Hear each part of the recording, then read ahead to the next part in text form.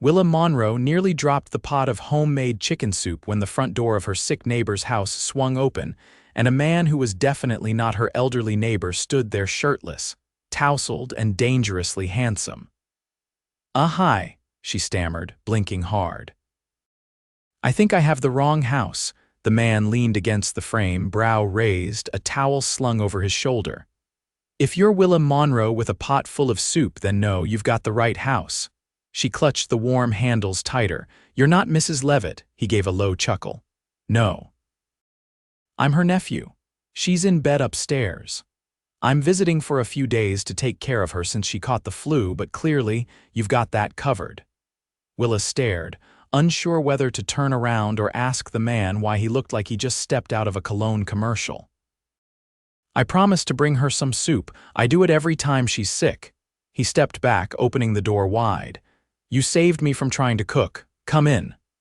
She hesitated, then stepped inside, the smell of eucalyptus and lemon balm floating in the air. The same cozy, mismatched furniture was in place, but the man in the middle of it all felt like a misplaced sculpture, too clean-cut, too expensive-looking, too out of place. "I'm Kellan Maddox," he said, offering his hand once she set the pot down in the kitchen. "And you're Willa. Aunt Carol talks about you constantly, says you're the only reason she hasn't gone completely feral living alone." Willa laughed, shaking his hand. "She exaggerates. She's the reason I still remember how to knit. Well, now she's sleeping. I made her tea and gave her meds, but I think she'll be thrilled to wake up to this." He lifted the lid and inhaled. "Wow, real soup, from scratch. You might be a saint." She shrugged, suddenly self-conscious in her oversized sweater and leggings. "It's just soup. I work at the bookstore down the street. I've got time." Kellan leaned against the counter, watching her with a look that made her wish she'd put on makeup, or brushed her hair, or worn literally anything not covered in flour from earlier. "You live nearby?" he asked. "Next door." "I've been here about 3 years," he nodded slowly. "And no one's snatched you up yet." The comment hit her like a spark. She opened her mouth, then closed it. "That's not usually the kind of question people ask over soup," Kellan grinned. "Maybe I'm not usual." She couldn't argue with that. The next day, Willa knocked again, this time with a tin of lemon ginger cookies. The door opened before she could even raise her hand for a second knock. "You're back," he said, his voice warm. "And you're wearing a shirt," she replied, lifting the tin. He stepped aside, taking it from her. "You really are trying to make me fall in love." She let out a surprised laugh. "I just figured she might want something sweet. She's awake today, wants to see you." Willa followed him upstairs, quietly entering the room where Mrs. Levitt lay propped up with a book in hand and a tissue box beside her. "My favorite person," the older woman beamed. "And my other favorite person," she added, eyeing Kellan. "Isn't she lovely, Kellan?" Willa flushed. "He's already seen me in soup-stained clothes." "I'm not sure he'd agree." Kellan glanced at her as if in direct contradiction. "I'd say that's exactly when someone shows their best side." They stayed for over an hour. Willa helped fluff pillows, refilled the humidifier, and laughed with Mrs. Levitt about the time they both tried to bake sourdough and nearly set off the fire alarm. Kellan sat nearby, watching with something unreadable in his eyes. When Willa finally stood to leave, Mrs. Levitt gripped her hand. "Come by tomorrow if you can. I like the way you brighten the place." "I will." Kellan walked her to the door. "You're not what I expected." "What did you expect?" He tilted his head. "Someone who drops off soup and runs, not someone who hangs around and makes my aunt smile." Willa shrugged. "She's important to me." "So what about you?" he asked, leaning against the doorframe.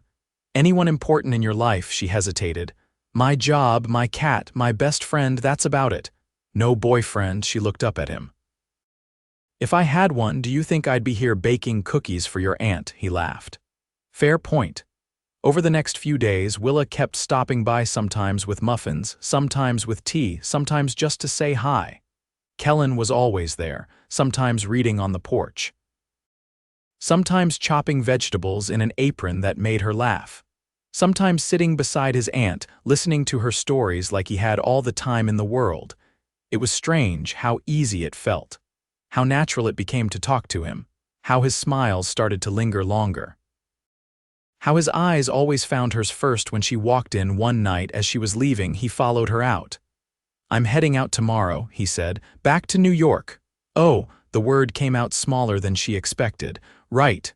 But I want to see you again." She blinked. "You live in New York," he nodded. "I do, but I also have a jet and I can be here in 2 hours." Her eyebrows lifted. "A jet?" Kellan paused, then sighed. "Okay, I didn't want to make this weird, but I should be honest, I'm not just visiting. I came back from a business trip in Tokyo and stopped by to check on Aunt Carol. I run Maddox Ventures." Willa stared. That's a billion-dollar company." "Yeah, I'm the Kellan Maddox." She gawked at him. "You're a billionaire." He rubbed the back of his neck. "I was hoping to tell you that after you liked me for something other than my bank account." She folded her arms. "You think soup ladies care about yachts?" He laughed. "I think soup ladies are the best kind." She smiled, then shook her head.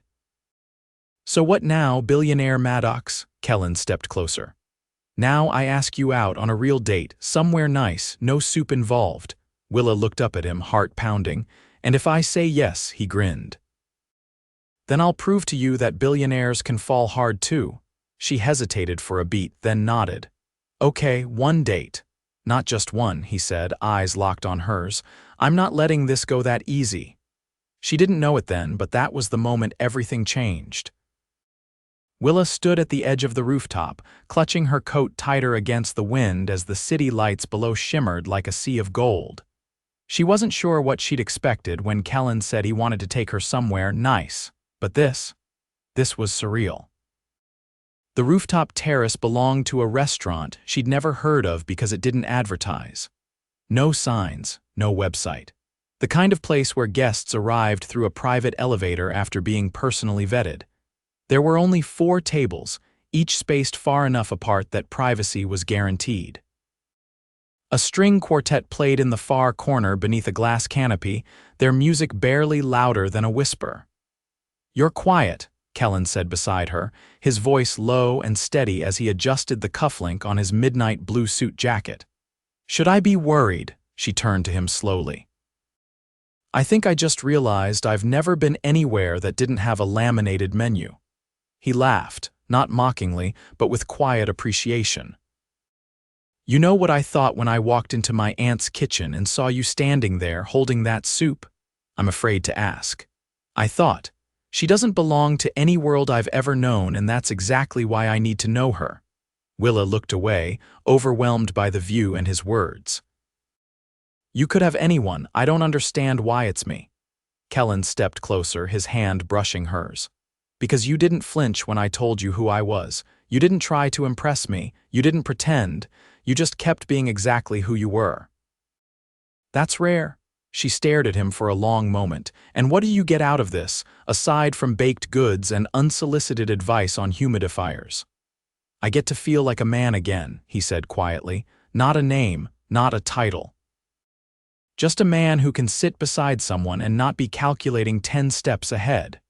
The waiter arrived then, discreet and silent, placing down plates that looked more like artwork than food. Willa blinked at hers, unsure which part to eat first. "I promise it tastes better than it looks," Kellan said, cutting into his with practiced ease. She picked up her fork. "I'm not used to this, I know. This kind of luxury, it doesn't feel real." He met her eyes. "It isn't, not really. The money, the jets, the rooftops, it's all noise. The real part is what we're doing now." They ate slowly, talking about everything but business and soup. Kellan told her about his childhood summers in Maine and how he used to build tree forts with his cousins. Willa shared stories about working in the bookstore, how she alphabetized her spices, how she cried every time she watched an old black and white film. For the first time in years, she felt heard. After dinner, he led her to the edge of the terrace, where a glass railing separated them from the glittering skyline. He didn't speak right away, just stood beside her, hands in his pockets. "My parents died when I was 24, he said finally. "Plane crash. I was working in London when I got the call. Everything I've built since then, it was because I didn't want to feel powerless ever again." Willa turned to him. "I'm sorry." He looked at her, something raw flickering in his expression. "You're the first person I've told that to in 8 years." She didn't reach for him, didn't say anything else. She just stood with him in the silence, letting the city hum beneath them. Later, as he walked her to the car waiting downstairs, he reached into the inside pocket of his coat and pulled out a small box. "I saw this in a shop window last week," he said, placing it in her hand. "Didn't know why I stopped. Now I do." She opened it to find a delicate silver bracelet, a tiny book charm dangling from the center. "For someone who lives in stories," he said, watching her carefully. "So you don't forget what kind of story you deserve." Willa stared at the bracelet, then at him.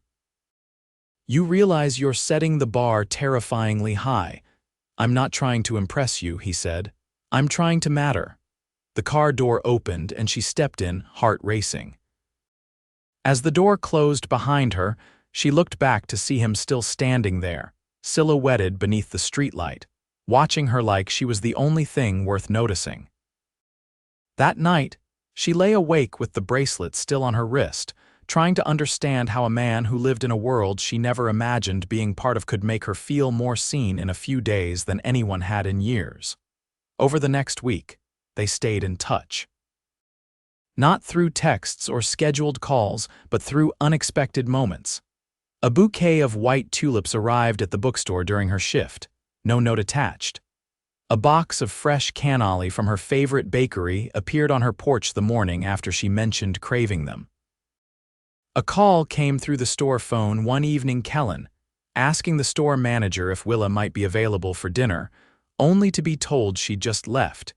Each gesture was subtle, thoughtful, never demanding. Then one night she came home to find him sitting on her porch steps, a paper bag beside him. "You cooked?" she asked, surprised. "Sort of," he said, standing up. "I remembered you said your favorite comfort food was grilled cheese and tomato soup." "You remembered that." "I remember everything you say." Inside her kitchen, he unpacked the sandwiches, carefully wrapped in parchment, and a thermos of soup he claimed was from a tiny deli in Tribeca. They ate at her small table, knees brushing, the overhead light casting soft shadows across his face. "Why are you really here tonight?" she asked when they were done. He leaned back in the chair, watching her. "Because I'm falling for you, and I needed to see if that scared you as much as it scares me." She didn't answer right away, just stood, walked to the sink, then turned to face him again. "It does scare me," she said honestly, "but not because I don't want it." Kellan stood, stepping toward her. "Then what?" "Because I know what it's like when people leave," she said, voice softer. "And I think if you left, it wouldn't just hurt, it would wreck me." His expression shifted, all playfulness gone. "Then let me prove I'm not going anywhere." She looked up at him, heart in her throat. "How?" He reached for her hand. "Start by letting me stay the night." "Not like that," he added quickly, seeing her expression. "I mean just stay, no suits, no jet, just me on your couch if that's all right." Willa didn't answer. She walked to the closet, pulled out an extra blanket and handed it to him. "Don't hog the pillows," she said, and turned off the kitchen light. For the first time in years, the silence that followed felt like peace instead of loneliness. The first time Willa woke up to the sound of someone humming in her kitchen. It didn't bother her, it terrified her. She bolted upright, heart hammering, before the scent of fresh coffee and the low melody of a jazz tune softened the edges of her panic. Only one man had the audacity to hum in her kitchen like he belonged there. She padded out in mismatched socks, eyes still adjusting to the morning light. Kellan stood at her stove, flipping something onto a plate with practiced ease. He wore a plain black t-shirt and jeans, barefoot, hair tousled in a way that made her stomach twist. "You cook now?" she asked, voice scratchy from sleep. He turned, eyes lighting up. "I'm full of surprises. Sit." "This will either be the worst or second worst omelet you've had in your life." She eyed the table warily. "I like how there's no optimism in that sentence. I'm setting the bar appropriately low." She sat, watching as he slid the plate in front of her. It looked decent. Not pretty, but edible. He poured her coffee without asking, handed it over with a grin that made her forget her name for a second. "Why are you here again?" she asked, taking a cautious bite. He sat across from her, sipping his own coffee. "Because I didn't want last night to end." Willa chewed slowly, avoiding his gaze. "I don't usually let men sleep in my living room. I don't usually sleep on couches." She looked up. "You seemed comfortable enough." "I was," he said softly, "because it was yours." She placed her fork down. "Look, I don't know what this is. And I don't know how it works when one person lives in a world with black cards and penthouses and the other one's still saving up for a new water heater. I don't want you to change your life," he said. "I just want to be part of it." "That's easy to say when you can fly in and out whenever you want." He leaned forward, elbows on the table. "Then tell me what makes it not easy, what would make it feel real for you." She hesitated. "I don't want to be a secret, or a hobby. Or something you do when you're bored of boardrooms." "You're none of those things," he said firmly, "and I'd never treat you like that." She looked down at the coffee, her voice quieter. "Then stop trying to impress me." Kellan's expression shifted. "You think that's what I'm doing? I think you don't know how not to." He was silent for a moment, then stood. "Fine, no more gestures, no more surprises, just you, me, and whatever this turns into." She stood too. "I didn't say I didn't want surprises. I just don't want them to be the point." He stepped closer. "They're not. You are." A knock interrupted them. Willa frowned, moving to the door. When she opened it, her best friend, Harper, stood there holding a bag of bagels and wearing her usual oversized sunglasses. Harper leaned in, eyes narrowing as she spotted Kellan behind Willa. "So, this is the man who makes you forget to answer your phone." Willa stepped aside. "Kellan, this is Harper. Harper, please don't interrogate him before I've had more coffee." Harper raised an eyebrow. "No promises." Kellan offered his hand. "Nice to meet you. There's coffee if you're brave enough to try my brewing skills." Harper shook his hand, then looked at Willa. "He's hot. Is he also terrifyingly rich?" Willa gave her a warning look. "Yes." "And a little terrifying in the kitchen." Harper grinned. "Perfect. Let's eat." Later that afternoon, when Harper had gone and the dishes were drying in the rack, Willa found Kellan sitting on the front steps, staring out at the street like he was trying to memorize it. "You're not used to staying still, are you?" He glanced up. "Not lately, but this doesn't feel like stillness, it feels like breathing." She sat beside him. "You didn't answer yesterday when I asked how long you're staying." "I didn't know," he said. "Still don't, but I cleared my calendar. Pushed back meetings. Told my assistant I'd call when I was ready." Willa blinked. "You did that for me." "I did it for me," he said, "because I finally found something that doesn't feel like strategy." They sat in silence for a while, the afternoon sun warming their faces. Then he turned to her, expression strangely serious. "There's something I haven't told you." She tensed. "Okay," he hesitated, like he wasn't sure where to begin. "There's a woman named Celine. We were engaged. Years ago, it ended badly, and since then I've been careful." "Too careful?" Willa didn't move. "Why did it end?" "She didn't love me. She loved the idea of me." He looked away.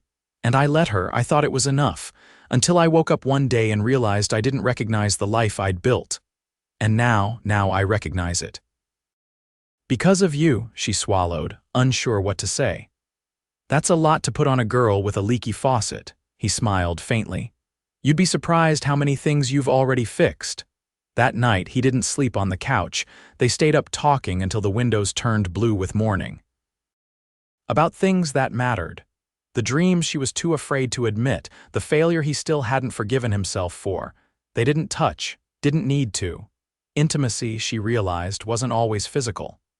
Sometimes it came in the quiet understanding of being completely seen. The next day, Willa returned home late from a shift to find her porch full of boxes. Confused, she opened one. Inside were spools of velvet ribbon, handmade paper, and vintage postcards. Another box held rare editions of poetry collections she'd only ever seen in catalogs. Kellan stepped out from the shadows, hands in his pockets. "What is this?" she asked, overwhelmed. "You said once you wanted to start your own press. Small-run books, stories that mattered." He looked at the boxes. "This is a start." She stared at him. "You said no more gestures." This isn't a gesture, it's an investment in you." Her voice was barely a whisper. "Why are you doing this?" He stepped closer, eyes searching hers. "Because I'm falling in love with you. And I don't want to build a life that doesn't include you." The air between them shifted. She could feel the weight of the moment pressing against her chest. "I don't know if I'm ready for everything that comes with you." "Then let me meet you wherever you are," he said. "I don't need you to be ready. I just need you to trust that I'll be here when you are." Willa didn't answer with words. She stepped forward, wrapped her arms around him, and held on. Rain tapped gently against Willa's bedroom window as she sat cross-legged on the floor surrounded by stacks of books, ribbons, and handmade paper. The scent of ink and freshly printed vellum lingered in the air, a byproduct of the old tabletop press Kellan had delivered a week ago. It had taken 3 hours, 6 YouTube tutorials, and 1 minor meltdown, but she'd finally managed to print her first chapbook, a collection of poems written by a local high school teacher who'd never been published. She stared at the small book in her hands, fingers tracing the embossed title. It wasn't perfect. The cover was slightly off-center and the 3rd page had a faint ink blot, but it was hers. It was real. A knock at the door pulled her out of her daze. Kellan stood on the other side, damp from the rain, his collar unbuttoned and his jacket slung over one shoulder. He looked tired in a way she hadn't seen before, like something had been weighing on him for days. "You okay?" she asked, stepping aside. He walked in, brushing a hand through his wet hair. "I had a call with the board this morning." She closed the door. "I thought you were ignoring all that for now." "I was, but they've been pushing hard. The company's been finalizing a merger. I've been the delay." Willa folded her arms. "So they want you back. They want me in Dubai tomorrow." The silence stretched between them. "So go," she said finally. "If it's important, you should go." "I don't want to," he said, stepping closer. "Not if it means leaving this." "This," her voice caught. "Kellan, we haven't even figured out what this is yet. It's the only thing in my life that doesn't feel like a transaction." She looked up at him, her voice quiet. "Then why does it feel like you're asking me to choose?" "I'm not," he said, shaking his head. "I'm asking you to come with me." Willa stared. "To Dubai, not forever, just for a few days. Come see what the other side of my life looks like. You've let me into yours, I want you to see mine." She sat down on the edge of the coffee table, suddenly overwhelmed. "What would I even do there? Be with me?" She looked at the floor. "That's not an answer." Kellan crouched in front of her, resting his hands on her knees. "Do you know how many things I've built in my life because I was afraid of losing control, but you've undone me in the best way. You've made me want things I haven't let myself want in years." She touched his face, thumb grazing his cheekbone. "I'm scared." "Me too." He flew out the next morning, alone. Willa stood at the terminal gate long after the plane had disappeared into the clouds, his last words echoing in her chest. "I'll wait. But I hope you don't make me wait long." Back home, she didn't cry. She worked. She printed 20 more books. She called the teacher whose poems she'd published and listened to a grown man cry on the phone because someone believed in his words. But every night, she stared at the bracelet on her wrist. Every night, she wondered how long someone could live with a heart stretched between 2 worlds. 3 days later, Mrs. Levitt knocked on her door. "He called me," she said without preamble. "Told me he left because he didn't want to pressure you, that he wants you to come to him when you're ready." Willa leaned against the doorframe. "I know. He also said he's been sleeping in a hotel room he hates and drinking bad coffee from a lobby machine just so he won't get used to anything without you." Willa blinked, heat rising in her chest. Mrs. Levitt handed her a folded piece of paper. "He sent this. Said he wrote it on the flight." Willa opened the page, heart pounding. "I fell in love with you in a kitchen that smelled like thyme and lemon. I fell deeper every time you looked at me like I was just a man. Come find me when you're ready. I'll always be yours." She looked up. "He really wrote this." Mrs. Levitt gave her a knowing look. "You think a man like that says things he doesn't mean?" Willa packed that night. The next morning, she boarded a plane with nothing but a carry-on bag, a stack of freshly printed chapbooks, and a stomach full of nerves. The hotel was glass and steel and silence. She gave her name at the front desk, and the woman smiled like she'd been waiting for her all morning. "He's on the top floor," she said. "He left instructions to let you up immediately." The elevator ride felt like hours. When the doors opened, she stepped into a suite that looked more like a penthouse apartment than any hotel room she'd ever seen. Floor-to-ceiling windows, a marble fireplace, a piano in the corner. Kellan stood at the window, his back to her, phone pressed to his ear. "I'll call you back," he said, turning as if he knew she didn't speak. Just walked toward him until there was nothing between them but unspoken words. "You came," he said, his voice low. "I was tired of wondering what would happen if I didn't." He stepped forward, cupping her face. "You don't have to say anything, just tell me you're here because you want to be." She met his eyes. "I'm here because I love you. And I think I've been in love with you since the second you opened that door and tried to make soup sound like a seduction." A sound escaped him, half laugh, half exhale, and then he kissed her, slow and sure. When they pulled apart, he rested his forehead against hers. "Then marry me," Willa blinked.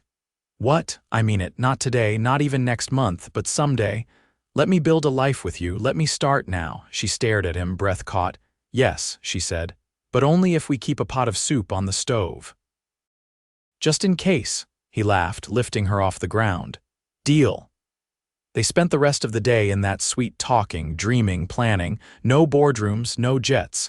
Just two people who had nothing in common on paper and everything in common where it counted. 6 months later, Willa opened the doors of her first bookstore press hybrid. Kellan cut the ribbon with a crooked grin and a kiss to her temple, surrounded by neighbors, friends, and more than a few curious onlookers who couldn't believe the man from Forbes was now a fixture in their tiny town. And every Friday night they made soup, sometimes chicken and thyme, sometimes tomato with grilled cheese on the side, but always together, because some love stories don't start with grand entrances or declarations. Some start with a knock on a door, a ladle of soup, and a man who finally found something real. The scent of bergamot and fresh ink lingered in the air as Willa brushed a stray strand of hair from her cheek, her fingers smudged with graphite. She stood at the tall studio table in the back of the bookstore, carefully assembling the final hand-bound copy of a limited-release poetry collection. The bell above the front door jingled faintly, followed by the familiar rhythm of footsteps that always made her spine straighten just a little. Kellan walked in, dressed down in soft gray slacks and a rolled-sleeve white shirt, his tie hanging loose around his neck. He didn't speak right away, he just leaned against the doorframe, watching her with an expression that held a weight she hadn't seen since their return from Dubai 2 months ago. She set her tools down and looked up. "Something wrong," his eyes met hers. "I was offered the position of global director for acquisitions." Willa tilted her head. "That sounds big." "It is. It comes with a move, Geneva, full relocation. A whole different life." There was a long pause before she said, "And I turned it down," he said simply, her chest tightened. "Kellan, you didn't have to do that for me, I didn't do it for you," he interrupted gently. "I did it because I finally realized I don't want to spend my life chasing titles that sound impressive in rooms I don't want to be in. This," he gestured around the cozy space, "this is the only place I've ever felt like I belonged." She stepped toward him, her voice low. "And you're sure?" he nodded. "I wake up next to you and I'm sure." A warm silence settled between them as he crossed the room, slipping his arms around her waist. "I've been thinking," he said, his voice suddenly lighter, "about what it would look like if we made this official." She blinked. "Official?" He reached into his pocket and pulled out a velvet box, not flashy, not oversized, just simple, elegant, and quietly perfect. He opened it to reveal a ring, a thin platinum band with a single pear-cut diamond, delicate and timeless. Willa stared at it for a long moment, then looked up at him. "You're serious?" "I already asked your dad," he said. "He cried, twice. Your mom told me not to mess it up or she'd poison my tea." Willa laughed, even as tears welled in her eyes. "You asked them?" "I wanted to do it right," he said. Because you're not just someone I love, you're home. You're the beginning of everything I never let myself want." She didn't answer right away. Her fingers gently brushed the ring before she whispered, "Yes." He slid the ring onto her finger, and the moment it settled into place, she felt something click in her chest. Like a puzzle piece finally aligned, they didn't kiss right away. They stood there, hands clasped, foreheads pressed together, breathing in the quiet certainty of their choice. Later that week, the bookstore was temporarily closed not for inventory, as the sign claimed, but for a celebration that had the entire town buzzing. Lanterns strung between lampposts lit up the street, and inside, soft music played as guests gathered under cascading florals and vintage paper decorations shaped like open books. It wasn't a traditional wedding. There were no pews or aisles. Just a circle of people who mattered, standing around Willa and Kellan as they exchanged vows beside the poetry section. "I've stood in rooms full of power and never felt seen," he said, slipping a gold band onto her finger. "Until you didn't try to change me, you just saw me. And I want to spend every day seeing you back." She smiled through tears. "You reminded me that I don't have to be small to be safe, that I can dream bigger when someone stands beside me. You're not my fairy tale, you're my future." The crowd erupted into cheers as they kissed, laughter and clapping echoing through the old wood beams overhead. Mrs. Levitt cried into a tissue while Harper snapped candid photos and handed out lavender scones. That night, they returned to the small home next door, no penthouses or hotel suites, just creaky floors and a kettle that always whistled too early. As they stepped inside, Willa turned to him, barefoot and glowing. "We're married." He pulled her close. "We're forever." They danced in the kitchen to no music at all, the only sound the soft hiss of the radiator and the occasional bark from the neighbor's dog. A few months later, Willa's press released its 5th title, a children's book by a single father who'd written bedtime stories for his daughter. It sold out in 2 days.